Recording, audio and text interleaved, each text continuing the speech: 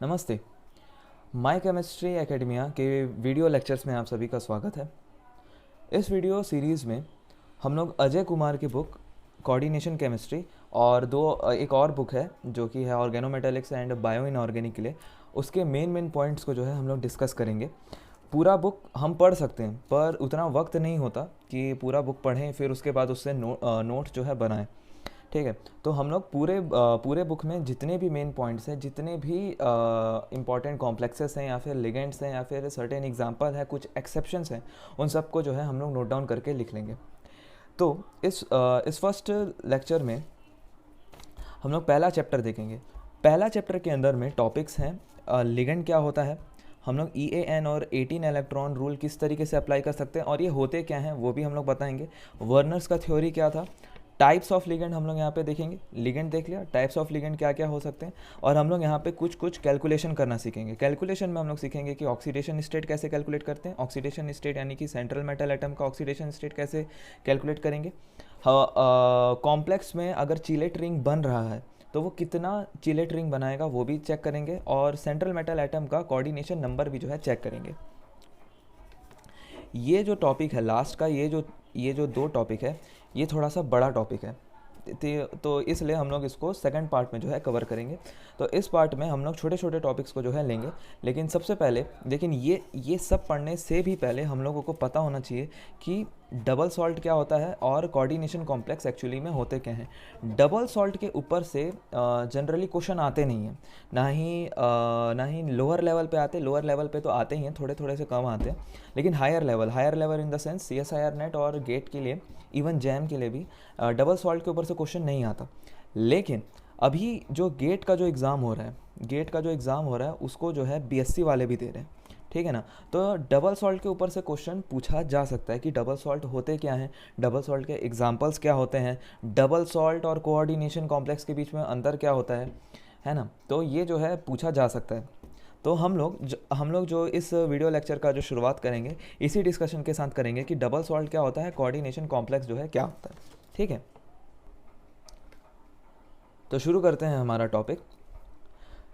Double salt पे भी आने से पहले हम लोगों को जानना होगा कि एडिशन कंपाउंड जो है होते क्या हैं। ठीक है, तो हम लोगों ने क्या किया, यहाँ पे एक सॉल्वेंट ले लिया। ये सॉल्वेंट आप पानी ले सकते हो, पानी के बदले कोई भी ऑर्गेनिक सॉल्वेंट भी ले सकते हो। ठीक है, जनरली जो है समझने के लिए हम लोग ने यहाँ पे पानी ले लिया। ठीक है, अब इस सॉल्वेंट पे या फिर पानी में हम लोग ने स्टेबल मॉलिक्यूल्स को जो है डाल दिया। स्टेबल मॉलिक्यूल जैसे हो सकता है FeSO4 हो सकता है, फिर अमोनिया हो सकता है, या फिर MgCl2 हो सकता है। ये सब के सब जो है ना स्टेबल मॉलिक्यूल्स हैं। ठीक है, हम लोग ने क्या किया, उसको सॉल्वेंट के अंदर में डाल दिया और क्या किया, हम लोग ने उसको डिज़ोल्व कर दिया। डिज़ोल्व करने के बाद देन हम लोग ने उसको क्या किया, हम लोग ने उसको इवेपोरेट कर लिया। तो जब हम लोग इवेपोरेट करें तो हम लोगों को क्या मिला, क्रिस्टल। तो ये जो क्रिस्टल जो फॉर्मेशन हुआ है इसी को ही हम लोग क्या बोलते हैं, एडिशन कंपाउंड बोलते हैं। अब इस एडिशन कंपाउंड को कुछ प्रॉपर्टीज़ के बेसिस पे हम लोग ने इसको दो पार्ट्स में डिवाइड कर दिया है। एक हो गया हम लोगों का डबल सॉल्ट और एक हो गया है हम लोगों का कोऑर्डिनेशन कंपाउंड। अब जो है हम लोग देखते हैं डबल सॉल्ट। डबल सॉल्ट में जो तीन एग्जांपल्स हैं ये है carnallite, potash alum, Mohr salt. ये जनरली इस तरीके का क्वेश्चन पूछ सकता है कि कार्नालाइट को अगर मैं डिज़ोल्व कर दूंगा तो मेरे को कौन कौन से आयंस मिलते हैं, या फिर कार्नालाइट किन किन आयंस से मिलके जो है बना हुआ है। ठीक है, तो कार्नालाइट जो है वो KCl से मिलके बना हुआ है। अगर ये के को ढंग से लिखे तो KCl MgCl2.6H2O। ठीक है, अब ये सब जो है ना मिल गए हैं तो हम लोगों को ज़्यादा कुछ लिखने का ज़रूरत नहीं, तो KCl लिखे, KCl लिख लिया, फिर बीच में जो है डॉट लगा देना, .MgCl2.6H2O। यही जो पूरा जो लिखाया हुआ है यही हो गया हम लोगों का, यही जो हो गया है हम लोगों का पूरा कार्नालाइट। फिर उसके बाद हो गया पोटैश एलम। पोटैश एलम में मतलब कि कौन कौन से मॉलिक्यूल से मिलके बना हुआ है, तो ये बन जाएगा हम लोगों का K2SO4 से, फिर Al2SO4 थ्राइस से, एंड 24H2O। यहाँ पे 6H2O था, यहाँ पे 24H2O था। ठीक है, फिर कुछ नहीं करना है, K2SO4 यहाँ पे भी है, K2SO4 यहाँ पे भी है। ठीक है, फिर हम लोग डॉट लगा दे, डॉट फिर Al2SO4 थ्राइस और फिर डॉट 24H2O। तो यही हो गया। ठीक है, बस डॉट डॉट लगा के लिख देना। फिर उसके बाद हो गया हम लोगों का मोहर सॉल्ट। मोहर सॉल्ट में FeSO4 NH4 whole twice SO4 dots 6H2O। फिर इनको भी जो है साथ में ये जितना यहाँ पे लिखे उन सभी को साथ में मिला के लिख देना है। तो यहाँ पे हम लोग देख सकते हैं कि कार्बोनाइट में 6H2O है और मोहर सॉल्ट में भी जो है 6H2O है। सिर्फ और सिर्फ ये हम लोगों का पोटैश एलम में जो है वो 24H2O है। अब अपन देखते हैं डबल सॉल्ट और कोऑर्डिनेशन कंपाउंड के बीच में डिफरेंसेस। ठीक है तो ये दोनों की ज़रूरत क्यों, मतलब कि ये डिफरेंस की जो है ज़रूरत क्यों पड़ी, इसको क्यों जानना ज़रूरी है? क्योंकि ये मे बी MSQ में एज अ क्वेश्चन जो है पूछ सकता है कि कौन सा स्टेटमेंट है ना, जो फॉलोइंग स्टेटमेंट्स में कौन सा स्टेटमेंट करेक्ट है या फिर इनकरेक्ट है फॉर द डबल सॉल्ट। ठीक है, for the double salt correct है या फिर इनकरेक्ट है। ठीक, तो इसको अगर मैं ठीक है, तो सबसे पहले बात हो जाती है कि डबल सॉल्ट जो है वो एग्जिस्ट करता है इन सॉलिड स्टेट में ही। ठीक है, डबल सॉल्ट जो है वो सिर्फ और सिर्फ सॉलिड स्टेट में ही एग्जिस्ट करता है। जैसे फॉर एग्जांपल हम लोगों ने पढ़ा था कि पोटैश एलम क्या होता है, K2SO4 dot Al2SO4 थराइस dot 24H2O। ठीक है, अब ये जो है पोटैश एलम इस ही फॉर्म में सिर्फ और सिर्फ सॉलिड स्टेट में ही रहेगा। यानी अगर जब मैं इसके ऊपर पानी डाल दूंगा तो वो इस फॉर्म में प्रेजेंट बिल्कुल भी नहीं रहेगा। ठीक है ना, यानी ये सिर्फ और सिर्फ सॉलिड स्टेट में ही इस फॉर्म में प्रेजेंट रहेगा। अगर मैं उसके ऊपर पानी डालूंगा तो वो आयोनाइज हो जाएगा। ठीक है, इसलिए यहाँ पे पहला पॉइंट ये है कि ये एग्जिस्ट करता है सिर्फ और सिर्फ सॉलिड स्टेट में, और यहाँ पे जो कोऑर्डिनेशन कंपाउंड जो है वो एग्जिस्ट करता है solid as well as liquid नहीं sorry aqueous AQUEOUS aqueous state में। ठीक है, सॉलिड और एक्वस स्टेट दोनों में जो है ये एग्जिस्ट करता है। अब यहाँ पे बात हो जाती है कि ये आयोनाइज हो जाता है 100%। यानी इसका मतलब ये है कि अगर मैं जैसे पोटैश एलम में अगर मैं पानी डाल देता हूँ तो यहाँ पे ये किस में टूट जाएगा, K पॉजिटिव में टूट जाएगा, SO4 2 नेगेटिव में टूट जाएगा, Al3 पॉजिटिव में टूट जाएगा, फिर से SO4 2 नेगेटिव में जो है ये टूट जाएगा। यानी कि आयोनाइज हो जाएगा 100%। मतलब कि कंप्लीटली जो है ये आयोनाइज हो जाएगा। लेकिन यहाँ पे जो आयोनाइजेशन जो होगा वो लेस देन होगा 100% से। फॉर एग्जाम्पल जैसे कि अगर MLX है, ठीक है ना, कोई भी कॉम्प्लेक्स कंपाउंड है उसके आगे जो है SO4 2 नेगेटिव SO4 बस लिखा हुआ है। ठीक है, तो अगर अब मैं क्या करूँगा, इसमें अगर मैं पानी डाल दूंगा तो ये क्या होगा कि MLX 2 पॉजिटिव और SO4 2 नेगेटिव में जो है टूट जाएगा, प्लस SO4 2 नेगेटिव। यानी कि इस पूरे कॉम्प्लेक्स में सिर्फ और सिर्फ कुछ ही पार्ट जो है वो आयोनाइज हुए हैं, बाकी पूरा पार्ट जो है मतलब एज अ कॉम्प्लेक्स जो है वो सस्टेन्ड है। तो इसलिए यहाँ पे जो आयोनाइजेशन होती है वो लेस देन 100% होती है। ठीक है, और यहाँ पे आयोनाइजेशन 100% होती है क्योंकि सारे आयंस में जो है टूट जाते हैं। तीसरा ये है कि it's solvent gives confirmatory test for their every ions. यानी कि फॉर एग्जांपल जैसे कि अगर मेरे पास पोटैश एलम है, ठीक है, पोटैश एलम है, अब मैं उसको जो है यहाँ पे सॉल्वेंट में मैं अगर मैं घुला दिया, अगर मैं सॉल्वेंट में मैं अगर मैं डाल देता हूँ पोटैश एलम को, ठीक है, पोटैश एलम को अगर मैं डाल दूंगा तो वो मेरे को क्या क्या दे देगा, K+ दे देगा, फिर SO4 2 नेगेटिव देगा, सल्फेट और Al3 पॉजिटिव जो है दे देगा। ठीक है, देखो अब इन सब आयंस का एक कन्फॉर्मेटरी टेस्ट होता है। ठीक है, हर एक आयंस का कन्फॉर्मेटरी टेस्ट होता है जिसको हम लोग एनालिटिकल केमिस्ट्री में पढ़ते थे और अंडर ग्रेजुएशन में हम लोग ने सॉल्ट एनालिसिस में भी जो है इनके बारे में पढ़ा हुआ है। तो ये हर एक आयंस का जो है एक कन्फॉर्मेटरी टेस्ट जो है होता है। तो अगर मैं इस सॉल्वेंट में जैसे फॉर एग्जांपल अगर मैं पोटेशियम का कन्फॉर्मेटरी टेस्ट करूँ तो मुझे पॉजिटिव मिलेगा, सल्फेट का करूँ वो भी पॉजिटिव मिलेगा, एल्यूमिनियम का करूँ तो भी जो है मुझे पॉजिटिव मिलेगा। तो मेरे को हर एक आयन का कन्फॉर्मेटरी टेस्ट जो है वहाँ पे मुझे मिलेगा। यानी कि it's solvent gives confirmatory test for their every ions. लेकिन यही चीज़ जो है हम लोगों का कोऑर्डिनेशन कंपाउंड के लिए अलग हो जाता है। यानी कि इसमें ये लिखा हुआ है कि it's solvent gives confirmatory test for few ions. जैसे फॉर एग्जांपल जैसे कोई कोऑर्डिनेशन कंपाउंड है MCl6 है, ठीक है, MCl6 है, SO4 है, इसमें मैंने पानी डाल दिया तो मेरे पास क्या बन जाएगा, MCl6 क्या बन गया, मेरा 2 पॉजिटिव बन गया और SO4 2 नेगेटिव बन गया। ठीक है, अब क्या हुआ, ये जो है सॉल्वेंट के अंदर प्रेजेंट है। अब देखो, अब सल्फेट का अपना एक कन्फॉर्मेटरी टेस्ट होगा, अपना जो है एक कन्फॉर्मेटरी टेस्ट होगा। ठीक है, तो मैं क्या करूँगा कि मैं सल्फेट के लिए कन्फॉर्मेटरी टेस्ट करूँगा, इधर उधर से केमिकल डालूंगा और मेरे को सल्फेट का कन्फॉर्मेटरी टेस्ट जो है मुझे पॉजिटिव मिलेगा। लेकिन अगर मैं क्लोरीन को मैं डालता हूँ, ठीक है, अगर मैं क्लोरीन का कन्फॉर्मेटरी टेस्ट अगर मैं करता हूँ तो मुझे क्लोरीन का कन्फॉर्मेटरी टेस्ट निगेटिव मिलेगा, यानी कि मिलेगा ही नहीं। तो इसका मतलब ये होता है कि सिर्फ और सिर्फ कुछ ही आयंस का ही जो है मुझे कन्फॉर्मेटरी टेस्ट मिलेगा कोऑर्डिनेशन कॉम्प्लेक्सेस में। ठीक है, तो यही जो है 3 डिफरेंस अगर मैं याद रख लूँ तो सही रहेगा। ये सॉलिड स्टेट में एग्जिस्ट करता है, कंप्लीटली आयोनाइज हो जाता है और सारे आयंस का यहाँ पे कन्फॉर्मेटरी टेस्ट मिलता है डबल सॉल्ट में। जस्ट इसका अपोजिट हम लोगों का कोऑर्डिनेशन कंपाउंड है। तो अब हम लोग यहाँ पे देखते हैं कि कोऑर्डिनेशन कंपाउंड के कुछ कुछ टर्म्स क्या क्या होता है, टर्मिनोलॉजीज क्या होते हैं, ठीक है। जैसे कि अगर ये मेरा एक कॉम्प्लेक्स है, ठीक है, ये जो स्क्वायर ब्रैकेट जो लगा है उसको हम लोग कोऑर्डिनेशन स्फीयर बोलते हैं। इस स्क्वायर ब्रैकेट के राइट हैंड साइड में और लेफ्ट हैंड साइड में कुछ भी लगा हो, पोटेशियम लगा हो, सोडियम लगा हो, कैल्शियम लगा हो, मैग्नीशियम लगा हो, कुछ भी लगा होगा, कोऑर्डिनेशन स्फीयर के लेफ्ट हैंड साइड में, राइट हैंड साइड में जो भी आयंस प्रेजेंट है उसको हम लोग काउंटर आयंस बोलते हैं, ठीक है। और इस ब्रैकेट को हम लोग क्या बोलते हैं, कोऑर्डिनेशन स्फीयर बोलते हैं। ये जो M है वो होता है सेंट्रल मेटल एटम और ये जो L है वो होता है लिगेंड। अब बात हो जाती है कि सेंट्रल मेटल एटम यहाँ पे कौन सा लेते हैं, तो हम लोग लेते हैं यहाँ पे डी ब्लॉक वाले मेटल्स, ठीक है, डी ब्लॉक वाले मेटल्स लेते हैं। और यहाँ पे जो लिगेंड हो सकता है वो पॉजिटिव हो सकता है, निगेटिव हो सकता है या फिर न्यूट्रल हो सकता है, ठीक है। अब एक बात होती है, हाँ ये एक चीज़ है कि मेटल और लिगेंड जो है वो एक दूसरे से कौन से बॉन्ड से अटैच है, तो उन लोग अटैच्ड हैं कोऑर्डिनेशन बॉन्ड से जो है अटैच्ड है। अब अंतर हम लोगों को ये समझनी है कि कोऑर्डिनेशन और कोवलेंट में अंतर क्या होगा, क्योंकि coordination it is a type of a covalent bond, ठीक है ना। तो लेकिन ये दोनों में अंतर क्या हो गया, ठीक है। तो हम लोग यहाँ पे समझते हैं कि कोवलेंट बॉन्ड जो है वो होता क्या है, ठीक है। शॉर्ट में समझते, शॉर्ट में निपटाते हैं, ठीक है।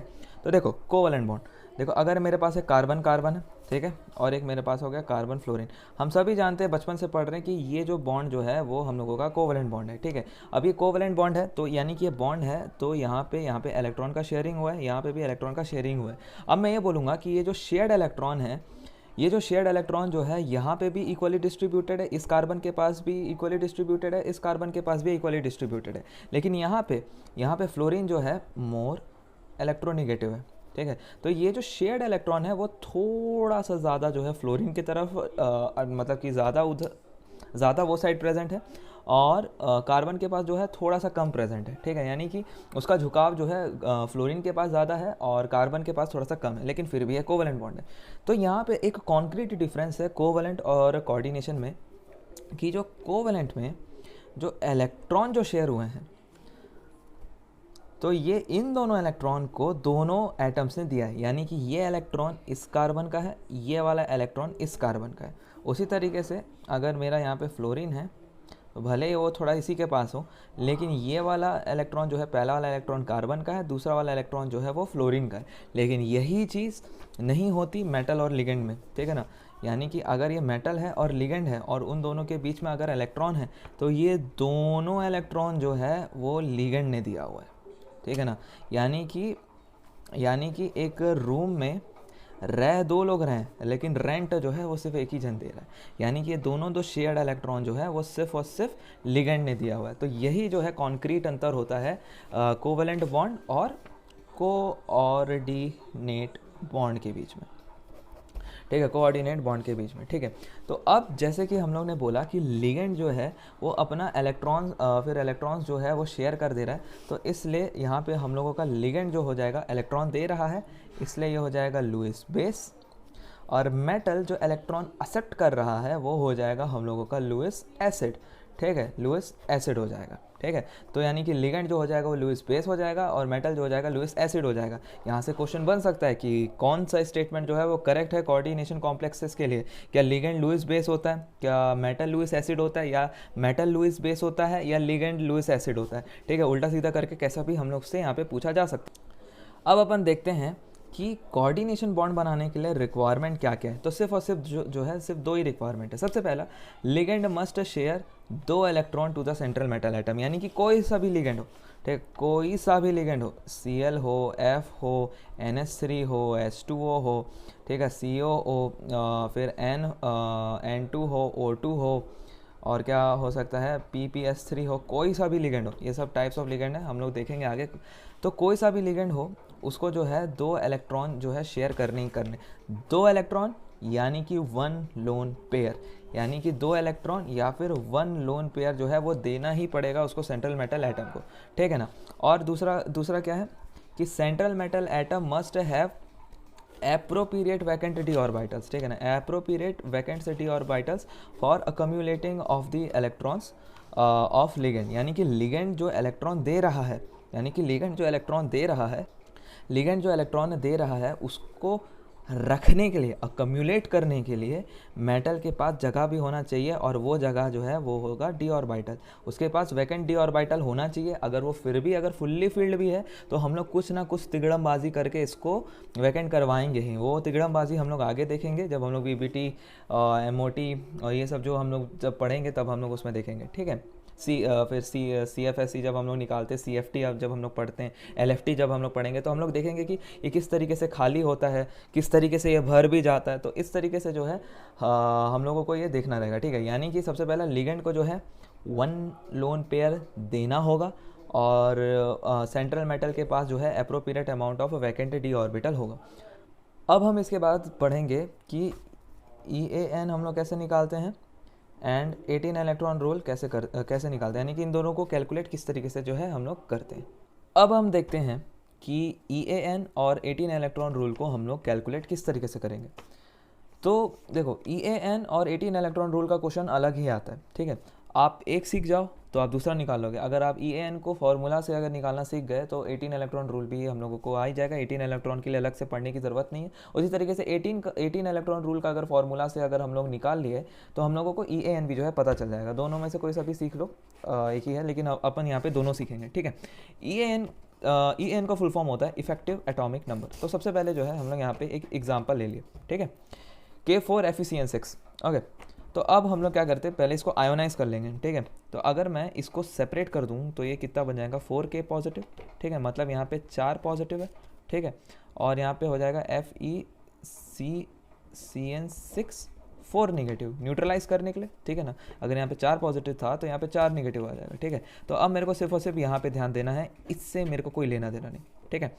सबसे पहले मैं यहाँ पे ऑक्सीडेशन नंबर निकालूंगा आयरन का। तो ये x प्लस 6 CN का -1 होता है इज इक्वल टू -4। तो x will be is equal to -4 plus 6, therefore x will be is equal to +2, ठीक है। तो यहाँ पे मेरे पास आयरन जो है वो मेरा +2 में है। अब आयरन का एटॉमिक नंबर कितना होता है, एटॉमिक नंबर होता है आयरन का 26, ठीक है। 26 में से 2 माइनस कर दो, ठीक है, क्योंकि 2 इलेक्ट्रॉन तुम्हारा निकल गया, तो ये बन जाएगा 24, एटॉमिक नंबर इसका बन गया 24, ठीक है। अब ये हो गया 24 में। अब मेरे को प्लस किसको करना है, प्लस मेरे को करना है, देखो अब मेरे को प्लस किसको करना है, देखो अब साइनाइड है, साइनाइड क्या है, लिगेंड है, ठीक है, साइनाइड क्या है, मेरा लिगेंड है। अब जैसे कि मैंने बताया था कि लिगेंड जो है वो 2 इलेक्ट्रॉन, कोई भी लिगेंड हो वो जो है 2 इलेक्ट्रॉन को DONATE डोनेट करता है, 2 इलेक्ट्रॉन को जो है डोनेट करता है, ठीक है। तो अब यहाँ पे क्या हो जाएगा कि मेरे को प्लस करना है, यहाँ पे 6 हमारे पास साइनाइड है और वो कितना इलेक्ट्रॉन डोनेट कर रहे हैं, 2, तो 6 2 12, तो देयरफॉर 24 प्लस 12, तो 4 5 6 3 36 होता है क्रिप्टन का, ठीक है। तो 24 में अगर मैं 12 को मैं प्लस करूँगा तो मेरे पास आएगा 36, और 36 किसका एटॉमिक नंबर होता है, क्रिप्टन का। क्रिप्टन क्या है, एक नोबल गैस है। तो मेरे को नोबल गैस के बराबर जो है इसको लेके आना है। तो अगर मैं EAN का फॉर्मूला को अगर मैं जनरलाइज कर दूं तो मेरा क्या हो जाएगा, मतलब कि एटॉमिक नंबर से जितना उसका ऑक्सीडेशन स्टेट आया पहले मैं उसको माइनस कर दूंगा, प्लस कर दूंगा जितने भी नंबर ऑफ लिगेंड्स है, जितने भी नंबर ऑफ लिगेंड्स है इंटू 2, ठीक है, नंबर ऑफ लिगेंड्स है इंटू 2, ये जो है इसका फॉर्मूला हो जाएगा। एक और क्वेश्चन उठाते हैं, जैसे ये हमारा दूसरा क्वेश्चन है, CuNH3 SO4 2 निगेटिव, ठीक है। तो अब मैं क्या करूँगा, SO4 को जो है मैं सेपरेट कर दूंगा। तो यहाँ पे 2 निगेटिव था तो यहाँ पे मैं +2 कर दूंगा, ठीक है।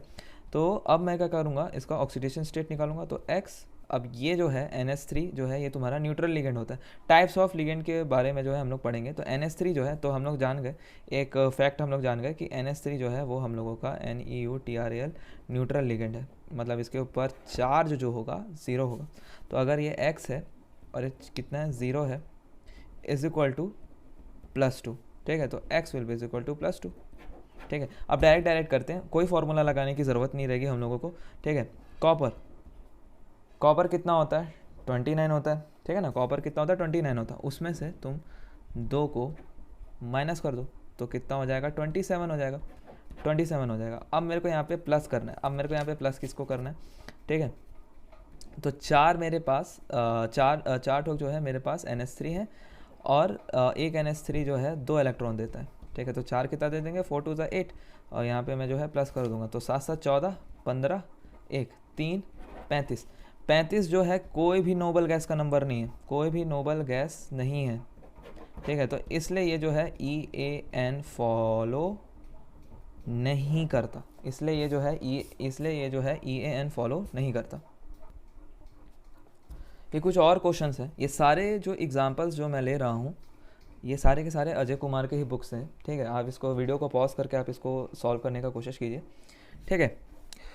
उम्मीद है कि आपने कर लिया होगा। तो देखो जैसे कि ये Cl3 है, ठीक है, तो यानी कि 3 निगेटिव, यानी कि यहाँ पे +3, अगर ये मेरे पास X है, ठीक है, तो ये हो जाएगा। अब ये तो न्यूट्रल होता है, ठीक है ना, थोड़ा सा फोकस, हाँ, ये जो होता है मेरा न्यूट्रल होता है, तो यानी कि कोबाल्ट के ऊपर कितना आ गया, कोबाल्ट जो है +3 हो गया, ठीक है। और एक चीज़ यहाँ पे ना याद रख लो, ठीक है, इसको याद रख लो कि कोबाल्ट जो है मैक्सिमम टाइम, जनरली नहीं बोल रहा हूँ, मैक्सिमम टाइम जो है वो हम लोगों को CO+3 में दिखाता है, ठीक है। अगर तुम्हारे पास कॉम्प्लेक्स दिया है, कॉम्प्लेक्स के ऊपर कोई चार्ज नहीं दिया हुआ है, ठीक है ना, तो कॉम्प्लेक्स का अगर तुम्हें चार्ज निकालना है तो कोबाल्ट को हमेशा +3 रख के निकालना, ठीक है, ठीक है। तो कोबाल्ट जो होता है वो हमेशा तुम्हारा +3 में होता है। तो अगर तो कोबाल्ट का कितना होता है, यानी कि आयरन अगर 26 है, आयरन कोबाल्ट 27, ठीक है, 27 -3, ठीक है। तो ये जो है हम लोगों का हो गया 27, मतलब कि कोबाल्ट का होता है 27, 27 में से 3 गया 24, 24 में मैं प्लस कर दूंगा, कितना है 6, ठीक है, 6 है 2, और हर एक लिगेंड 2 इलेक्ट्रॉन देता है, तो 6 2 12, तो 12 4 5 6 2 और 1 3 36 क्रिप्टॉन का होता है, मतलब कि ये EAN को फॉलो कर रहे हैं, ठीक है। अब इसको देखते हैं, ठीक है। CO कार्बोनिल भी जो होता है तुम्हारा न्यूट्रल होता है, जैसे मैंने बताया था, फैक्ट हम लोग ने याद कर लिया था, NH3 जो है न्यूट्रल है, उसी तरीके से कार्बोनिल भी जो होगा तुम्हारा न्यूट्रल होगा। तो यानी कि निकल के ऊपर कोई भी चार्ज नहीं होगा, ठीक है, निकल के ऊपर कोई भी चार्ज नहीं होगा। निकल जो है निकल है अपना ओरिजिनल फॉर्म में, तो निकल कितना होता है तुम्हारा 28 होता है, ठीक है। निकल कितना होता है तुम्हारा 28 होता है, तो 28 हो गया, ठीक है। और इसमें मेरे को प्लस कितना कर देना है, तो फिर 4 इंटू 2 दैट विल बी 8, ठीक है। तो 8 8 16, एक ऊपर 36, यानी कि ये भी जो है क्रिप्टॉन है, तो यानी कि ये भी EAN को फॉलो कर रहा है, ये भी EAN को फॉलो जो है कर रहा है। अगर अब मैं इसको हटा देता हूँ, ठीक है, ये जो है मैं +2 हो गया, और यहाँ पे क्या हो जाएगा -2, ठीक है। तो ये अगर ये X हो गया तो 4 में से 2 हो गया, ये मतलब कि +2 हो गया। तो निकल होता है 28, तो निकल 2 पॉजिटिव कितना होगा, देखो 28 में से 2 गया, that will be is equal to 26। 26 में मेरे को प्लस करना है, यानी कि ये 4 है मेरा, और 4 2 8, 4 2 होता है तुम्हारा 8 हो गया, ठीक है। तो क्या मैंने 6 6 12 13 14, 14 का 4, एक ऊपर 34 तुम्हारा किसी का भी नहीं होता, कोई भी नोबल गैस का नहीं होता, मतलब कि ये EAN रूल फॉलो नहीं कर रहा, ठीक है। अब यहाँ पे ये बात होगी। अब यहाँ पे हम लोगों को प्लेटिनम की, ठीक है, प्लेटिनम, पैलेडियम, सिल्वर, गोल्ड, ये सब का ना हम लोगों को एटॉमिक नंबर पता होना चाहिए, ठीक है। तो प्लेटिनम का होता है हम लोगों का 78, प्लेटिनम होता है हम लोगों का 78, याद रख लो, प्लेटिनम होता है हम लोगों का 78, ठीक है। पैलेडियम होता है हम लोगों का 46, ठीक है, पैलेडियम होता है हम लोगों का 46, प्लेटिनम होता है हम लोगों का 78, ठीक है। तो अब यहाँ पे कैसे बनेगा, अरे यार पूरा तो यहाँ पे हो गया, एक मिनट, ठीक है। K2PtCl6, तो मैंने क्या बताया था, प्लेटिनम का होता है 78, पैलेडियम का होता है 46, ठीक है। ये जो है याद कर लेना, ठीक। तो हम लोगों को यहाँ पे करना है, तो अगर ये मेरा +2 में चला, ये मेरा +2 में चला गया, तो ये मेरा -2 में चला जाएगा, तो ये x हो गया, तो x -6 इज इक्वल टू -2, तो therefore x is equal to -2 + 6, तो 6 में से 2 गया, that will be is equal to +4। तो प्लेटिनम जो है जनरली 2 ऑक्सीडेशन स्टेट शो करता है, +2 भी और +4 भी, तो मेरा +4 आया, मतलब कि ऑक्सीडेशन स्टेट जो तुम निकाल रहे हो तुम सही निकाल रहे हो, ठीक है। तो अगर तुम्हारा कितना था, तुम्हारा था 78 था, 78 में से 4 को माइनस कर दो, तो हो जाएगा तुम्हारा 74, ठीक है। और 6 2 हो जाएगा तुम्हारे पास 12, 4 5 6 4 5 6 7 7 और 1 8, 8 होता है, रेडॉन का होता है, तो यानी कि ये EAN रूल जो है फॉलो करेगा, ठीक है। तो इसी तरीके से तुम लोग लगा लगा के और भी कर सकते हो। जैसे और एग्जांपल हो सकता है, ये कुछ और एग्जांपल्स हैं, ठीक है। जैसे अभी तो हम लोग ने इसको कर लिया, तो मैंने प्लेटिनम का कितना बोला था, 78 मैंने बोला था, ठीक है। Hg का हो जाएगा 80। अगर आप एटॉमिक नंबर याद रख सकते हो तो बहुत अच्छी बात है, नहीं तो कम से कम इनका तो याद होना ही चाहिए। पैलेडियम का हो जाएगा 46, और यहाँ पे क्या है, सिल्वर का हो जाता है हम लोगों का 47, ठीक है। सिल्वर का हो जाता है हम लोगों का 47, ठीक है। तो इनको जो है याद कर लो तो ज़्यादा अच्छी बात है। फिर बाकी सब तो आप सॉल्व कर सकते हो, तो आप भी देख सकते हो कि इसमें कौन सा EAN फॉलो कर रहा है, कौन सा EAN फॉलो नहीं कर रहा है। तो हम लोग ने देखा कि ये जो है EAN फॉलो कर रहा है, ठीक है। ये 80 वाला है, ठीक है, तो ये EAN फॉलो नहीं कर रहा है, ठीक है। और K2PD वाला जो है ये भी जो है EAN फॉलो जो है नहीं करेगा। और जो सिल्वर वाला जो है वो EAN फॉलो नहीं करेगा, सॉरी, ये वाला जो है ये तुम्हारा EAN फॉलो करेगा, ठीक है। ये तुम्हारा अप्रॉक्सीमेटली 86 जो है तुम्हारा आ ही जाएगा, ठीक है। मैंने निकाला नहीं है, मैंने यहाँ पे लिख के रखा हुआ है, उसी को देख के मैंने बताया है, ठीक है। आप निकाल सकते हो जिस तरीके से हम लोग EAN निकालते हैं। अब अगर मेरा EAN फाइंड आउट हो गया तो मतलब कि वो जो है 18 इलेक्ट्रॉन रूल को भी फॉलो करेगा, ठीक है। तो इसलिए मैंने बोला था कि 18 इलेक्ट्रॉन रूल लगाने की ज़रूरत नहीं है। अगर EAN अगर हम लोगों का लग गया तो हम लोग 18 इलेक्ट्रॉन को भी जो है हम लोग निकाल सकते हैं, जो EAN फॉलो करेगा। जैसे कि 36 मैक्सिमम 36 और 86 और 54 चलता है, ठीक है। 36, 86, 54, ठीक है ना, यही जो है चलता रहता है। अगर ये सब अगर वो मतलब कि ये सब जितना भी तुम कैलकुलेट करके निकाल रहे हो, 36 आ रहा है, 86 आ रहा है, 84 आ रहा है, अगर कुछ भी आ रहा है तो मतलब कि वो 18 इलेक्ट्रॉन रूल को भी फॉलो करेगा। अब हम लोग देख लेते हैं कि 18 इलेक्ट्रॉन रूल भी जो है हम लोग किस तरीके से निकालेंगे। तो यहाँ हम लोग देखते हैं कि 18 इलेक्ट्रॉन रूल हम लोग किस तरीके से इसका यूज़ कर सकते हैं। देखो इसमें जो यूज़ हो रहा है इलेक्ट्रॉन, ठीक है। तो हम लोग को जो है यहाँ पे इलेक्ट्रॉन्स को जो है काउंट करना पड़ेगा, इलेक्ट्रॉन काउंटिंग। यहाँ पे इलेक्ट्रॉन काउंटिंग होगा, कौन सा इलेक्ट्रॉन काउंटिंग होगा, VALENCE, वैलेंस इलेक्ट्रॉन काउंटिंग होगा, ठीक है। तो जैसे फॉर एग्जांपल इसका अगर मैं उठा लूँ, यानी कि क्या है, CONS3 पॉजिटिव है, ठीक है। ये तो हम लोगों का न्यूट्रल लिगेंड होता है, तो यानी कि कॉपर के पास कितना हो गया, +3 हो गया, सॉरी कॉपर बोल रहा हूँ, कोबाल्ट के पास कितना हो गया, +3 हो गया। अब जो है कोबाल्ट +3 है। जनरली कोबाल्ट का जो एटॉमिक नंबर होता है वो कितना होता है, 27, ठीक है। आयरन के जस्ट बाद आता है, आयरन 26 है तो ये 27 होगा। तो ये हो जाता है आर्गन 18, 3D4s2 7, ठीक है, 3D4s2 7, ठीक है, ये होता है। अब मेरे को बोला कि 3 गए, यानी 3 जो है इलेक्ट्रॉन जो है चले गए, तो यहाँ से 2 चले जाएंगे और यहाँ से जो है 1 चला जाएगा, ठीक है। यानी कि 7 - 1 करूँगा तो ये मेरे पास क्या आ जाएगा, 3D6 आ जाएगा, ठीक है। 3D6 आ गया तो मेरे पास कितने इलेक्ट्रॉन बच गए, तो 6 इलेक्ट्रॉन जो है मेरे पास यहाँ पे बच गए, ठीक है। अब यहाँ पे मैं 6 में अभी मेरे को कुछ प्लस करना है यहाँ पे, तो 6 में मैं कितना प्लस करूँगा, देखो।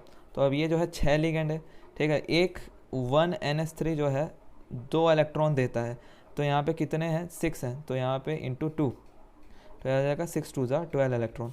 तो अब मैं यहाँ पे प्लस कर दूंगा 12, तो 6 7 8 18 आ गया। तो ये जो है 18 इलेक्ट्रॉन रूल को फॉलो करता है।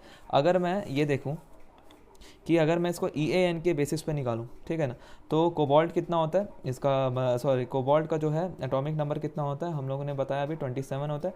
27 में से मैं 3 माइनस कर दूंगा तो 24 आ जाएगा, ठीक है।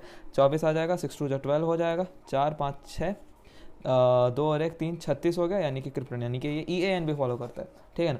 तो देखो क्योंकि ये EAN भी फॉलो कर रहा है इसलिए वो 18 इलेक्ट्रॉन रूल भी फॉलो करेगा, या तो मैं इसको उल्टा बोल सकता हूँ। अब क्योंकि ये 18 इलेक्ट्रॉन रूल भी फॉलो कर रहा है तो इसलिए ये EAN भी जो है फॉलो करेगा। तो इस तरीके से हम लोग इसको निकाल सकते हैं। तो इसलिए मैंने बोला था कि अगर हम लोग ने EAN निकालना सीख लिया तो जो EAN निकाल रहा है वही जो है 18 इलेक्ट्रॉन भी जो है वो निकालेगा, ठीक है। अब सेकंड का हम लोग निकालते हैं। सेकंड का तो आप निकाल ही लोगे, आप EAN भी, आप इसमें EAN डाल दो। अगर ये EAN फॉलो कर रहा है मतलब 18 इलेक्ट्रॉन रूल फॉलो करेगा ही। लेकिन अगर मैं इसको 18 इलेक्ट्रॉन रूल के बेसिस पे निकालूं, क्या है, FeCN6 4 - FeCN6 4 नेगेटिव है ना, FeCN6 4 नेगेटिव। अगर ये मेरा X है, ठीक है, 6 में से 4 गया तो यानी कि 2 हो जाएगा, ठीक है। तो आयरन होता है आर्गन 18, 3D4s2 6, ठीक है, यानी कि आयरन होता है कितना 26। अब 26 में से जो है 2 इलेक्ट्रॉन चले गए, यानी कि ये हो गया 0, तो बच गया मतलब कि 6 प्लस एंड 6 2 ज़ा 12, तो ये भी हो गया 18 इलेक्ट्रॉन रूल। तो EN भी जो है इसको फॉलो करेगा। अब बात हो जाती है PD और AG। PD Cl4 2 negative, PD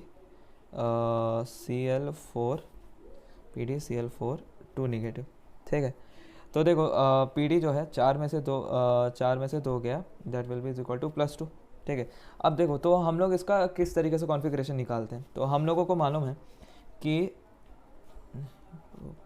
ये होता है, ठीक है, उसी के नीचे रहते हैं। ये जो है 3D8 4s2 सिस्टम है, ठीक है, 3D8 4s2 सिस्टम है, यानी कि 3D8 सिस्टम है ये।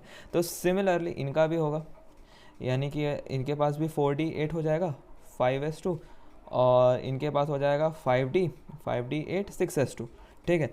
ये जानने की ज़रूरत नहीं, ये जान गए तो सेम इलेक्ट्रॉनिक कॉन्फ़िगरेशन इन दोनों में भी लगेगा। निकल का 3D8 4s2 लगता है, तो वही पैलेडिनम का भी जो है हम लोगों को लगेगा, ठीक है। तो पैलेडिनम का भी कितना हो जाएगा कि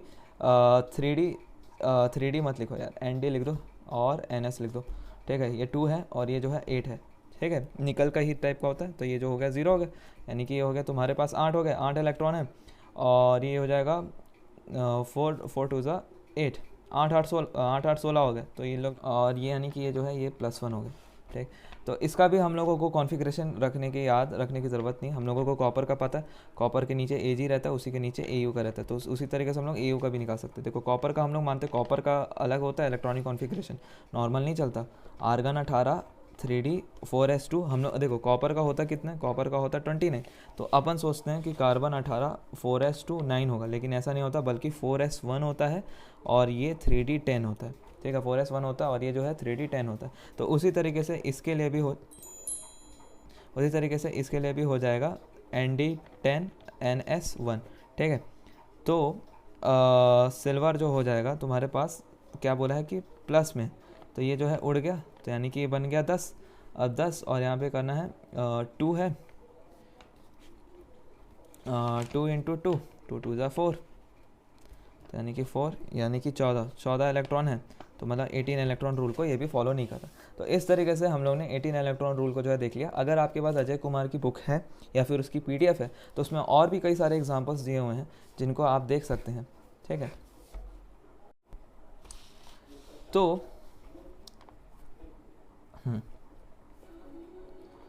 चैप्टर 1 के जो है 3 पार्ट जो है बनेंगे।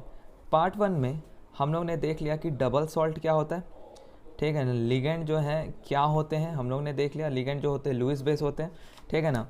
हम लोग ने EAN एंड हम लोग ने EAN कैलकुलेट करना सीख लिया, और हम लोग ने 18 इलेक्ट्रॉन जो है हम लोग ने कैलकुलेट करना सीख लिया, ठीक है।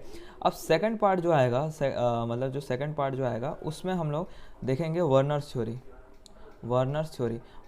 थ्योरी से जितने भी जो क्वेश्चन हैं अजय कुमार में, जितने भी प्रेजेंट है, हम लोग उसको जो है निपटा लेंगे। फिर उसके बाद जो तीसरा आएगा जो कि मोस्ट इंपॉर्टेंट है, VIMP है, वो होगा टाइप्स ऑफ लिगेंड, ठीक है। टाइप्स ऑफ लिगेंड कितने प्रकार के होते हैं, ठीक है।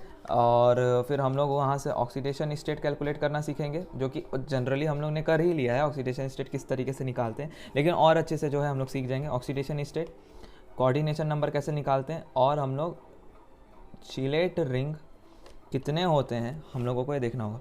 तो ये वाला पार्ट हम लोगों का हो गया। अब आगे जो वीडियो आएगा वो वर्नर्स थ्योरी के ऊपर आएगा, ठीक है। वर्नर्स थ्योरी के ऊपर से एक आध क्वेश्चन जो है वो पूछ ही सकता है, भले वो लोअर लेवल का भी हो, लेकिन वो पूछेगा ही। फिर उसके बाद जो है हम लोग देख लेंगे कि टाइप्स ऑफ लिगेंड क्या होता है, ऑक्सीडेशन स्टेट कैसे निकालते हैं, कोऑर्डिनेशन नंबर कैसे निकालते हैं, और चिलेट रिंग कितना प्रेजेंट है उस कॉम्प्लेक्स में, वो भी जो है हम लोग देख सकते हैं, ठीक है। Thank you very much.